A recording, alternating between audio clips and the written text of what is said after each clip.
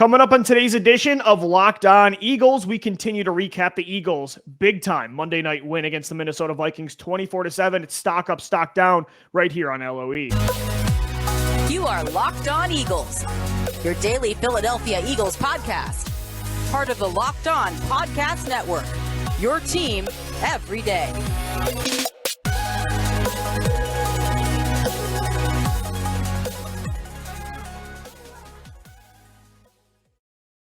We thank you so much for making Locked On Eagles your first listen each and every day. Today's episode is brought to you by Prize Picks. Prize Picks is daily fantasy made easy. Pick 2 to 5 players, and if they score more or less than their Prize Picks projection, you can win up to 10 times your money on your entry. First-time users can receive a 100% instant deposit match up to $100 with the promo code LOCKEDON. That's prizepicks.com, promo code LOCKEDON. He's Gino Camilleri. I'm Lou DiBiase. Gino still feels great on this Tuesday afternoon to be looking back on that Monday night win. Obviously a big game coming up Sunday against Carson Wentz and the Washington Commanders. But as we said on the show Monday, that was the most complete and enjoyable win the Eagles have had probably since the Super Bowl. There have been a lot of fun wins since then, but they've all been roller coasters, injuries, crazy endings, leads blown, come from behind victories. They've all really just simply been stressful. And Monday night felt like the first time in a while it wasn't stressful for 4 quarters. You look back at some of those games that we had mentioned on that show, the Thursday night game against the Packers a few years back, that Carolina game in the Super Bowl year, a couple more of those primetime games, probably the Houston game with Nick Foles. All of those games were close. Like, we were biting our nails through the fourth quarter. I wasn't chill until the clock hit 0. That Packers game, Craig James had to save you in the red zone. I mean, it was always like that. Yeah, and we've had this conversation a few times, and you tweeted it out, like, can we just enjoy a blowout? Like, this is the first time where we just got to sit back and say, this team is thoroughly better than its opponent. And they are executing. They are better coached. They're better situationally. They have the horses. And they just put them to the flame. I mean, like, they went out there and said, we are going to do what we had planned. We are the Philadelphia Eagles. We know what our identity is on offense. We are starting to learn our defensive identity. But it comes at the hands of giving the Formula One car to Jalen Hurts to drive. And, man, that's right, man. He's in P1 right now. He is in position 1. He's 1 pole. Nobody is going to knock this guy off if he continues to play at this level. What he did yesterday in terms of throwing, maneuvering the pocket, his ability to adapt in game and rush when necessary. It looked like the most mature version of Jalen Hurts. And the best quarterback performance we've seen at the Link in years. Without a doubt. And, I mean, cheers to Super Bowl 52 there. Right. That was probably one of the last times we've seen a performance like that. And Jalen Hurts, it's not like he has an organization like, let's say, the Detroit Lions when Matt Stafford came there. Like, he was the bar. In Philadelphia, you have the likes of Randall, the likes of Donovan, the likes of Michael Vick, like all of these guys with very similar skill sets. The ceilings that Wentz and Foles had in 2017, Gino, you won a title because of elite quarterback play. And that's what it comes down to. And we always talk about, can you win with a guy and be a middle-of-the-pack team and be the Titans of what they were yesterday? And you see what not having elite quarterback or even very good quarterback play can get you. And to see your quarterback who had so many questions, so many doubters, Lou and I were 2 of them when he was picked at that selection a few years back. But we said, what could be the scenario that it all pans out well? Well, Carson Wentz isn't here. They built an offense around him. He's starting to improve on areas where we were saying if he can't, he won't become that next level of quarterback. Right. But now you're seeing it's like Dragon Ball Z when Goku like goes Super Saiyan. It's like he's hit that next Saiyan level, in my opinion. Like it's he leveled up yesterday. Yeah, it's the ideal scenario that's playing out. And while me and you doubted that he could get to this level, and we still need to see, it's only been 1 game. We need to see this over the course of the season. We need to know that this can be consistently what Jalen does. But we also did lay out that this scenario was possible with the situation that he's in, with the work ethic that he has, with the elite traits we already knew he did possess with mobility and leadership and work ethic. But as you said, all the things that we doubted he could do, he did last night. I mean, the efficiency with the volume. Gino, since he started the season 0 for 5 against Detroit, he has completed 75.8% of his passes, going 44 or 58. The accuracy is there. The anticipation has been there. He's pushing the ball down the field. He's beating good teams with good defenses. He's been money on third down. Like you said, you're winning because of him. It just felt like the entire checklist me and you spent months laying out for this kid.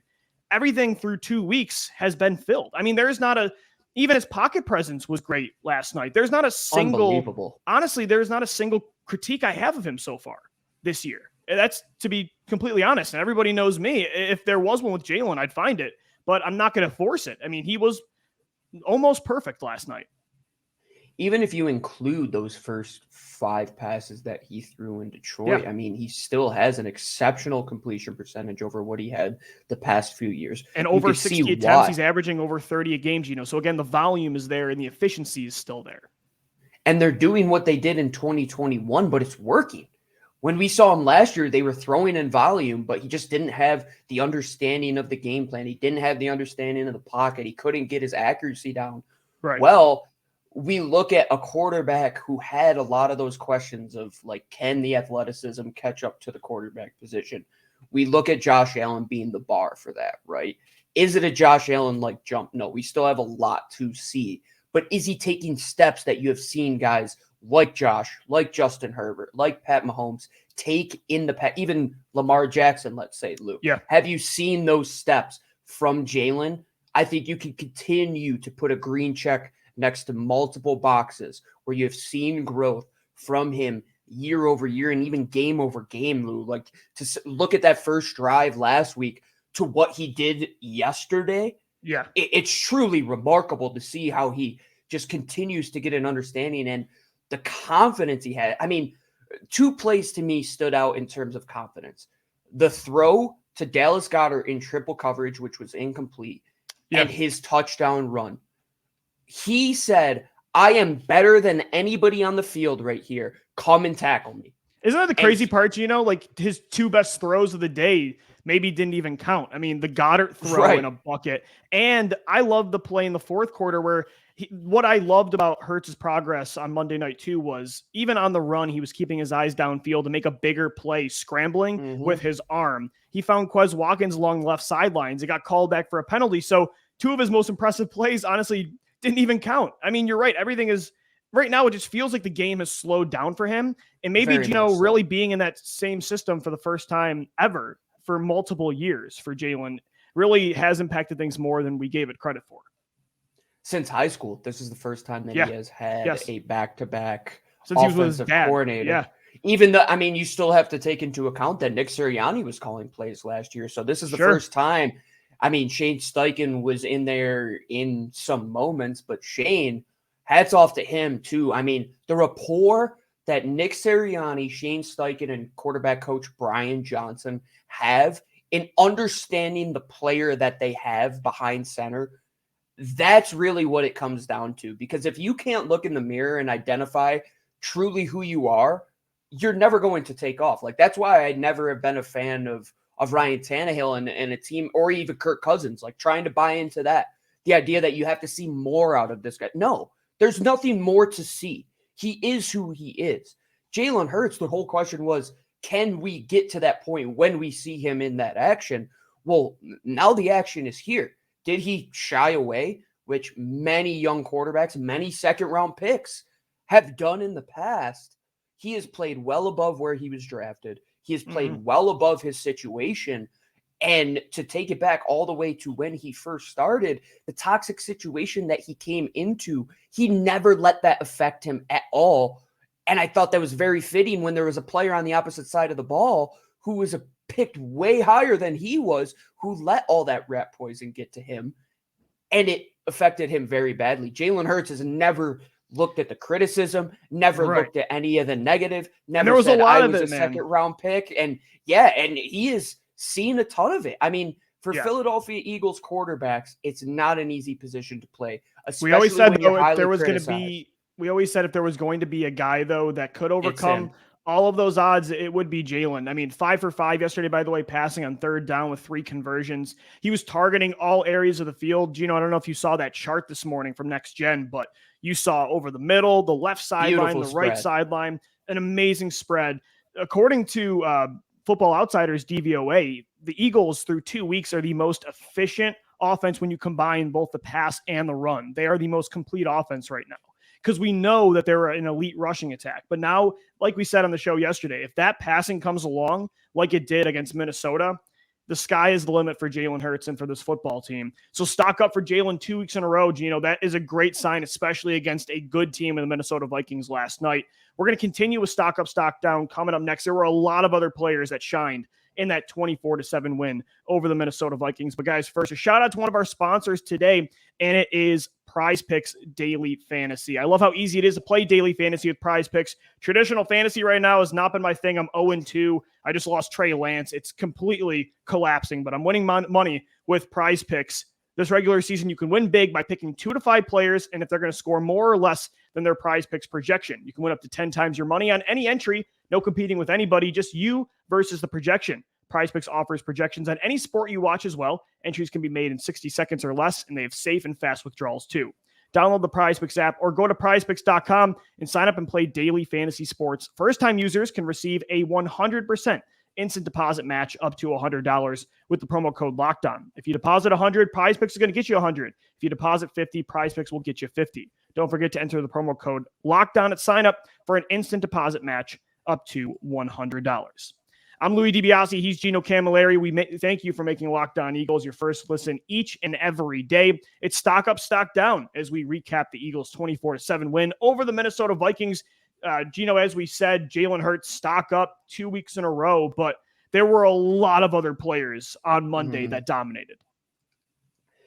This was a full team win in every aspect. And I mean, all the way down to Aaron Sipos making arguably the play of the game. Huge tackle, man. That's a great point. I didn't even think of it. In the open field, tracking down a skill player as a punter. It would have been a 10-point game if he doesn't stop him.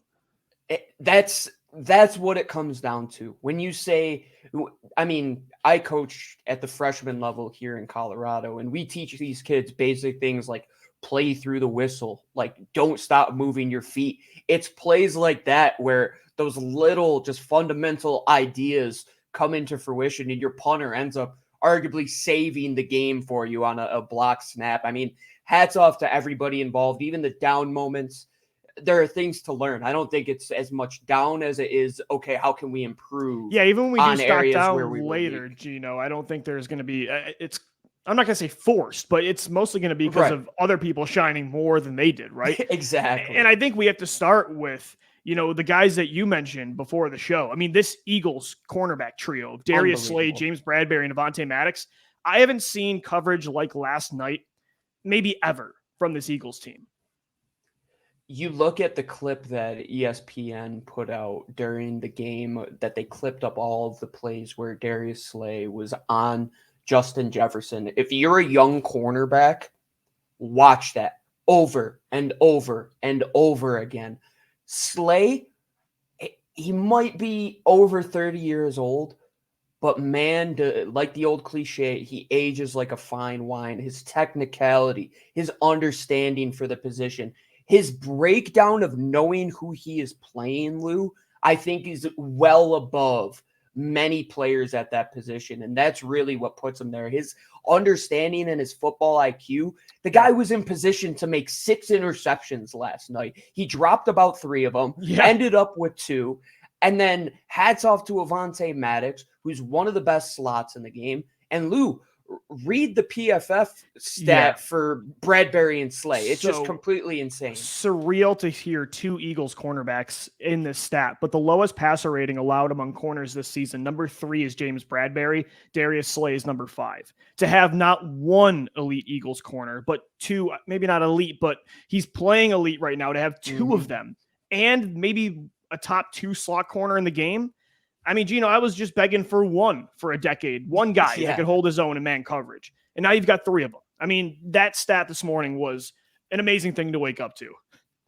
And Lou, what did they do in terms of coverage? It was man on man. It let was them go cover win 0. the game. Yes. It was cover 1. There was no help behind. Nick Sirianni pointed out in his post-game press conference that in that scheme that they're running, those cover 0, cover 1 at times where they want to send blitzes, there's not help behind them. And he mentioned, he's like, we trust Slay. He's going to be sticky in coverage. He's going to be on top of you. He's not going to let things get behind him. And it's great when you have James Bradberry on the other side where you have that counter punch. I always say that if you go into a game saying you are going to throw at Darius Slay as an offensive coordinator, you're not doing your job correctly. Well, now you're in a predicament where you can't throw at any of these guys. Bradberry's unbelievable in coverage. Avonte Maddox just is all over the field. I mean, the interception he made was well outside the slot, and he just drops into coverage, finds the perfect zone, underneath caps the defender, and goes up and makes that play in the red zone. And above and beyond, Lou, what we were bred on as Eagles fans, and especially those who grew up in the 2000s, was a no-fly zone defense. Nobody is throwing on us. I mean, Lito Shepherd, Troy Vincent, we've listed this name time and time again. This is the closest we have been to that. And it took a decade plus. In our lifetime, easily. Gino, as you mentioned, there's finally not a guy in this defense. It feels like an offense can pinpoint and say, we're going after him. Even when they were good from 2017 to 2020, Jalen Mills was a guy they would always point to and say, we're going after 31. And a lot of the time that was the right blueprint. You can't really, as you mentioned, it's not just Darius Slay. Last year, you could even target Steven Nelson.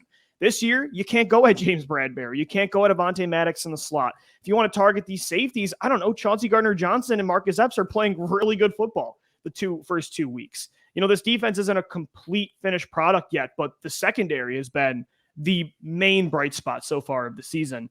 Gino, stock up as well on the other side of the football to the other weapons not named A.J. Brown. I should probably throw Dallas Goedert in here too right now. He's averaging, 14, almost 15 yards of reception through the first 2 weeks.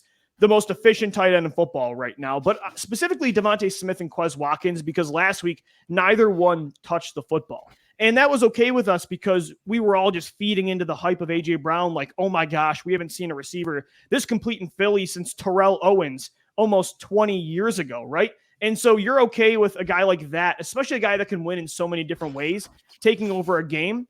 But you want DeVonta Smith involved in this offense. You want Quez Watkins involved. And they reminded you on Monday night who they can be. I mean, DeVonta Smith I love that they used him in the slot because he is such an electric route runner with that kind of release. If you give him options on both sides of the fields to run routes, I mean, Gino, he was legitimate on third down. 7 catches for 80 yards. Quez Watkins, too.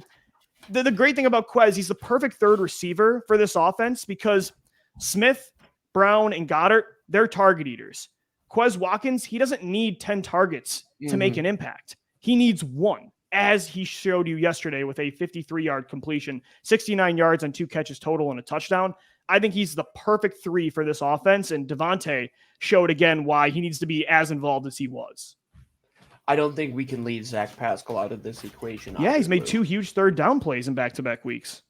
Continues to be a reliable weapon, and I love what you said. Like, Quez only needs 1 or 2 receptions. Well, if you combine Quez and Zach Pascal, you have a fantastic third receiver. It's a good way to look at it, yeah. A guy underneath that is going to help your young quarterback at just being in the right place, picking up third downs. And then you say, okay, we'll hit you with the left hook here, and Quez Watkins is just going to burn everybody. And how Minnesota didn't understand that your cornerback in quarters coverage takes the deep third and just carried Quez Watkins all the way down the field to leave nobody there. I mean, even the safety doesn't realize it's a blown coverage. Another thing that I say, how does that happen in your game? Part of it, is their eyes are watching A.J. Brown and a lot of these other targets, and it's going to get guys like Quez Watkins open. And what they're able to do in terms of picking their spots and not saying, okay, we have to come out right out of the gate and throw to Quez Watkins. Coming out of that timeout and throwing that ball to Quez was the perfect time. It's like, oh, they'll probably just come here, set up the run, set up the first down play. Like, let's move. No, they were like, okay, we're going to pick our spot. Quez Watkins, he has the skill set. We're going to get him open. DeVonta Smith, we got him in looks where he's covered by an outside linebacker when they're in an empty set. Zach Pascal, how they use him in motion, just getting him all around the formation, jet motioning him across, orbit motion from behind the formation just to get him looks. What they are doing to set all of these guys up is huge too. And Dallas Goedert, man, at this point, I think we undervalue who he is. I agree. I think we're just so accustomed to top-level tight end play. And right now, Lou, I mean, Zach Ertz, of course, is the greatest tight end in the history of football. But when you look at their trajectory of where they have come, I mean, if Dallas Goedert was by himself in Philly those first couple years. That's a good way to look at it. Yeah, man. I mean, now he's on pace to be a top 3 tight end in the sport. I mean, he's continuing to just be an impressive yards after the catch. He'll go up and win 50-50 balls. I mean, if he comes down with that ball in triple coverage, he has over 100 yards last he might be the best tight end in the game right now, in my opinion. For sure. Stock up to all the weapons that Jalen Hurts got involved. As you mentioned, everybody was getting the football on Monday, which was great to see. And Gino, one more stock up before we hit a break. We got to shout out defensive coordinator Jonathan Gannon. After all the flack he gets and the fair criticism he deserves, you got to give him the praise, though, when he adjusts. And literally everything we had an issue with Gannon in that Detroit game, that nearly he almost was a huge part of costing them that football game. It felt like he heard everything we were saying and totally corrected it. We've already mentioned how much man coverage they were playing, cover 1, cover 0. They let their top corner trio go shut down these weapons like Justin Jefferson, but also, Gino, the timely blitzes. So Gannon blitzed Kirk Cousins 10 times on Monday night. Cousins faced pressure on 22% of his dropbacks. That was the 8th highest in week 2. And I didn't even think the 4-man pass rush was really all that great through 4 quarters. Gannon dialed up the pressure when needed. And I love to see that. It felt like he was trusting his personnel more, right? He's got the talent finally. Last week, it just felt like he was still coaching scared, like he was trying to hide certain guys. This week, it didn't feel like that at all.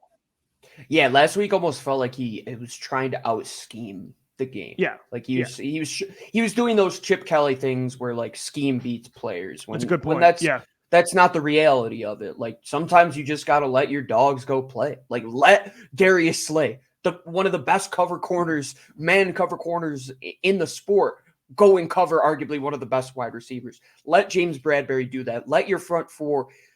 I think his identity with the front 4 is, Lou, it's like when Floyd Mayweather used to fight. Like, he's not going to be a guy that knocks you out, but he'll take you into round 10 and 11 just by wearing you down, and then you're on the ropes. And I think that's what he wants to become. Like, call your spots on the blitzes.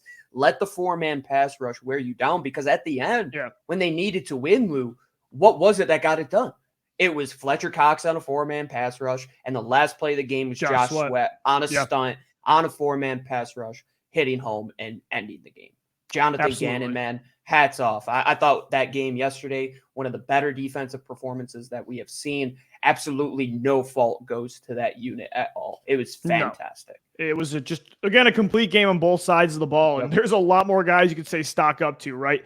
Fletcher Cox was really good. Kazir White made plays, TJ Edwards, but Marcus Epps. We'd be here for an hour going through the list. Gino, we'll get into stock down coming up next right here on Locked On Eagles, recapping the Eagles' 24-7 win over the Minnesota Vikings to get to 2-0 on the year. Today's show is sponsored by Turo, the world's largest car-sharing marketplace. With Turo, you can book any car you want, wherever you want it, from a community of local hosts. Browse a huge selection of vehicles for just about any occasion or budget across the U.S., Canada, and the U.K. Book a spacious SUV or minivan for a family road trip. Get a classic or luxury car for a special event, birthday, or holiday. Find affordable economy cars if you're on a budget and just need to get from A to B. Test drive that new electric vehicle you've had your eye on to see if it fits your everyday life. Many Turo hosts can even deliver the car right to you. Every trip is backed by liability insurance. Terms and conditions and exclusions apply. Ditch boring rental cars and find your drive at Turo.com. We're wrapping up this Tuesday edition of Locked On Eagles. I'm Louis DiBiase, and he's Gino Camilleri. Stock up, stock down. Stock up to Jalen Hurts, DeVonta Smith, Quez Watkins, Dallas Goedert, Jonathan Gannon, Slay, Bradberry, and Maddox, you name it. Such a complete dominant win from the Eagles on Monday night. Gino, stock down. I mean, there weren't a lot of really bad performances. I guess it would just be more about like who didn't shine as much as everybody else. I think there's one phase that we have to talk about. Yeah. Because this is a 3-phase sport. Fight the good fight, man. Fight the good fight. And I brought up that Aaron Sipos, your punter, had to bring down in the open field on a blocked field goal and save a touchdown. And why is that? Why is it that they fail to hit the 20 every single time that they return the ball on the kicks? Why can they not find a punt returner who can average more than 5 yards? Well, I'll tell you, because when you are drawing up special teams, it's all about fitting your gap, fitting your lane, and blocking the right person. And who does that stem from? It stems from your defensive coordinator. And Mike Clay, I don't know what it is at this point that over 2 years, he cannot get this unit correct. It just seems that we haven't seen a big special teams play, Lou, since the Darren Sproles year. I mean, we outside of the big Jalen Reagor return a couple of years ago, it's few and far between that these coverage units have excelled like they have in the past. And it's not like they don't have decent players on special teams. That's why I'm always confused, man. It feels like they have the bodies to do it. I mean, out there you have, speed. You got Nakobe Dean out there in your unit. You got Kyron Johnson out there who made some plays on special teams. And you got, just one of the better players in Sean Bradley who's excelled, and one of the best kickers. And Aaron Sipos has improved his punting year over year from last year. But why can't they just hone in on that phase and get it good? Because the only scare you had in that entire game came from that unit. Your offense was perfect. Your defense was perfect. It's a 3-phase game for a reason. That you can't let that be the thing that takes you down. Because if you look at what cost the Cleveland Browns a game this weekend against the Jets, allowing an onside kick to end the game, that is important. Like, you have to hone in on special teams because special teams delivers the tone. If you could get that ball past the 25, you're in good field position. They started with poor field position all night long. Hats off to Jalen Hurts for getting them out of that position, but your team's unit did no favors. They ended up getting in the red zone for Minnesota on that blocked field goal. You had to have your defense bail you out. I don't know what to do at this point. And somebody said, like, they're sick of seeing Britton Covey return punts. And I said, I don't agree at that. Oh, I thought Covey was good last week. Everything else up front has to work. Like, it has to be done for that guy at the back to be able to move. I don't know what more to say other than, like, is Michael Clay the right guy for the job right now? And I have to see that next step. Like, we held Jonathan Gannon accountable. Like, we wanted to see improvements there. All 3 coordinators got to be held accountable, man. Steichen's doing his job. JG's doing his job. Michael Clay, like, it's your like, I would love to see a kick return touchdown or even one that gets to 35 at this point. It would be fantastic. It's been a very long time since that's happened with the Eagles on special teams. Certainly stock down to that unit. Stock down to Javon Hargrave at defensive tackle. And I think a lot of it, he was injured for most of the summer. I think he's still knocking off some rust. I did notice he was facing more double teams last night than maybe Fletcher Cox was, but because of last year's reputation, maybe the best, Aaron Donald, of course, but he was a top tier pass rushing defensive tackle in 2021. But overall, just hasn't really made a huge impact. And he's in a contract season where he's looking to cash in this offseason. And I think Fletcher Cox has looked better than he has the last 2 weeks. And honestly, again, at the end of last year, you could say that offenses were adjusting and going more after Hargrave than Cox. But I thought Cox looked better at the end of last year too. I don't know. And he's going to be more cost effective. We've had this conversation before, but I think Fletch has been the better player overall through 2 weeks. And again, there's a lot of factors for that, but Hargrave's been pretty quiet. And a lot of it has to go to, like, who else is there as well and making plays against the run. Like, on the outside, when Hassan Reddick and Josh Sweat are stepping up against the run, like, they're trying to spread you out and get outside. Like, they're not going to run at these big guys, of course. But Javon Hargrave in the pass rush game definitely has to hit home more. Fletcher Cox, the play that he made on that sack, that was against a combo block. So realistically, Javon Hargrave has a one-on-one play. Like, you got to win those battles. That's why this defense is the way it is. Somebody's going to be set up on doubles. Everybody else has to win their one-on-ones. And I would say Javon Hargrave hasn't been poor. Like, I think he's still played well. It's just the guys around him have played exceptional. And Fletcher Cox, we had talked about what would be the option moving forward. Well, I think you could just continue to sign this guy to 1-year deals that will be cost effective until he inevitably retires. But if he's playing at the rate I was going to say, unless he keeps getting sacks, Gino, then he's going to cash in this offseason. I mean, I think he'll inevitably stay in Philadelphia. I mean, I don't see him going anywhere else. And they have trusted him to continue to, like, I mean, they're allowing this like 33-year-old interior defensive lineman to be out there in like key spots. Like, they're not allowing Milton Williams to be out there in their youth. Like, yeah, Jordan Davis only played 32% of the snaps still. Yeah, I mean, they trust Fletcher Cox, and is this the first time we've seen him healthy in the last 3 or 4 seasons coming out of the gate? And you could see, I mean, I think it was Zach Berman had tweeted out that it took him 4 games to get to 1.5 sacks last year, where it took him just 2 this year. So if you could see those numbers go up, yeah, Javon Hargrave will probably be the odd man out because you still have Jordan Davis. You have a young Milton Williams. Marlon Tuipulotu, man, like, continues to flash. He looks quick, man. And he does. And that's the thing. Like, I don't look at these stock downs as a negative, of more of where can we go? Like, how can in a great game like that, point? you're gonna be forcing stock down. You know what I mean? So, absolutely. Yeah, which is a great sign, though. I'll take that next week too. We're gonna look towards next week coming up tomorrow as we get ready for the first NFC East battle against Carson Wentz and the Washington Commanders. Make sure you subscribe to Locked On Eagles on all podcast platforms. I know, it still feels surreal. Thursday, we got crossover Thursday with Locked On Washington Commanders. We have our Friday show as well, and quick turnaround with the primetime game on Monday night. Available free and every day on YouTube as well. And make sure you hit us up on Twitter at Locked On Birds, at GC24_football, and at DiBiase LOE. We thank you for making Locked On Eagles your first listen each and every day. Make sure your second listen is the Peacock and Williamson NFL show. Brian Peacock and former NFL scout Matt Williamson give you the expert NFL analysis in less than 30 minutes. It's free and available wherever you get your podcast. For Gino Camilleri, I'm Lou DiBiase signing off as always. Thank you for downloading. Thank you for watching and listening, and let's go Birds. Fly, Eagles, fly.